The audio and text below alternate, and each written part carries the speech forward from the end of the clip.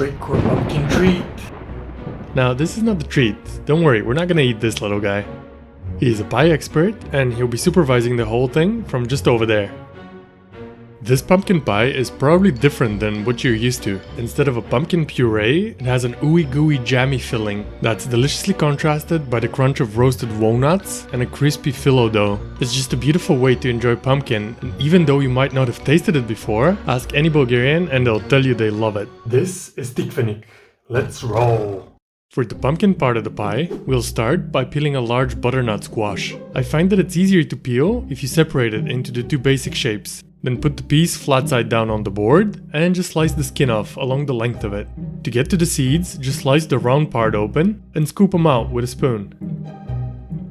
Once we've cleaned up the pumpkin and we're left with just the flesh, it's time to grate.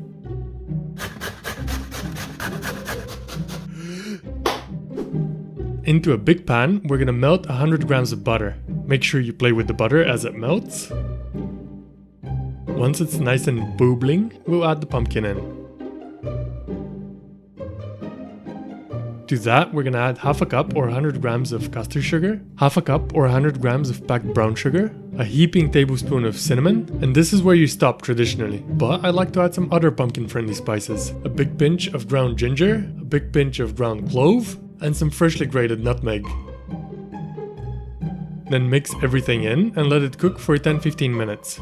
Or until most of the water from the pumpkin evaporates and it becomes lovely, sticky and jammy. Right around this time, your house is gonna be filled with the most amazing smells.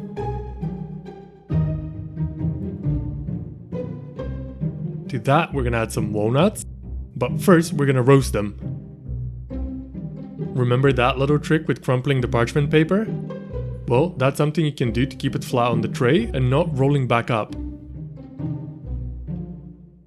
Pour the walnuts into the tray and give them a good spritz with some water. Season them well with salt, and don't worry, a lot of this is gonna end up on the tray. Then get in there with your hands and give everybody a good mix. It's important to spread out the nuts on a single layer so that they can release their moisture as they roast. Pop them in the oven for half an hour at 120 degrees Celsius. After 15-20 minutes, you can get in there and give them a good mix. And here they are, half an hour later.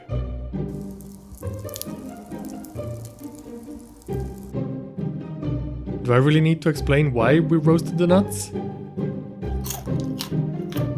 Now we're gonna give them a rough chop. And the beauty of doing that with a knife and not a food processor, for example, is that you get small pieces, big pieces, and everything in between. And now they can go in with the pumpkin. Mix in the nuts well and make sure that they're evenly distributed within the filling. I mean, look at this. I can eat this by the spoonful.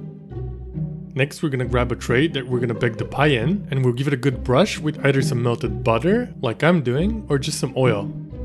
Grab yourself a packet of filo dough, and make sure you get one with a granny stamp of approval on it.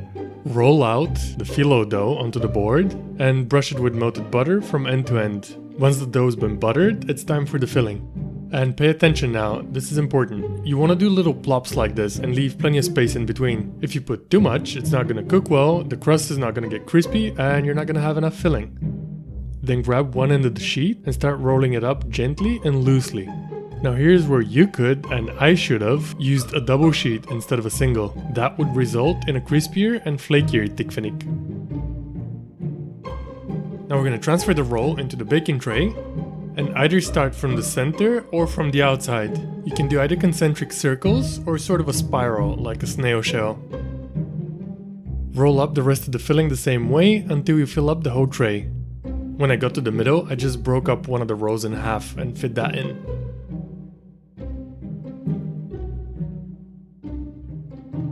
Now, before we put this bad boy in the oven, we're gonna hit it one last time with melted butter. If you're easily offended by butter, then what can I tell you? This recipe isn't for you. And we're also gonna spray the surface with some water and sprinkle some wet sugar. Adding a little bit of water to the sugar prevents it from burning in the oven. And finally, it's time to bake this thing at 180 degrees Celsius for 30-40 minutes, depending on your oven, and on one of the lower racks. And here it comes, bubbling out of the oven. It's such a good balance between the sticky moist pumpkin filling and the crispy flaky crust of the filo dough, and the crunch of the walnuts just give it a whole new layer of flavor and texture. Once slightly cooled down, it's traditionally dusted with icing sugar, and it's ready to be enjoyed. If you like pumpkin pie and you haven't tried this one, you definitely should. Roll out! See what else is in the dungeon, if you dare.